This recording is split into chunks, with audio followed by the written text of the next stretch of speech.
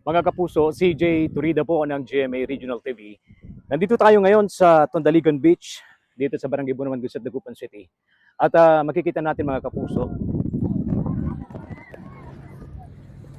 Nakakaunti lang ang bilang ng mga beachgoer ngayong araw, Easter Sunday. Actually, the whole week ng Semana Santa, madalang daw ang mga beachgoer ayon sa mga otoridad. Posible raw na epekto ito ng nararanasang krisis. Ang maximum capacity ng Tondaligan Beach, mga kapuso, ay aabot sa 5,000 beachgoers.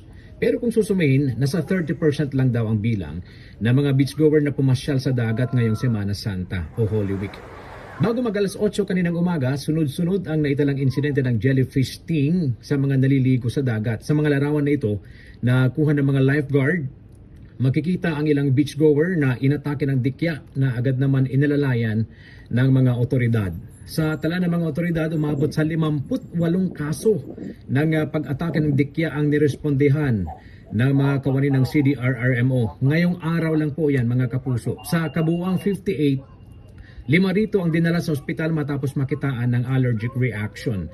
Yung iba naman, binigyan ng agarang lunas ng mga rumesponding otoridad.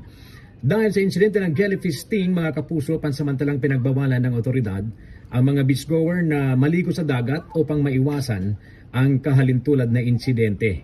Kaya ang mga beachgoer, ina-enjoy na lang ang kanilang oras sa kanilang cottages o mga tent.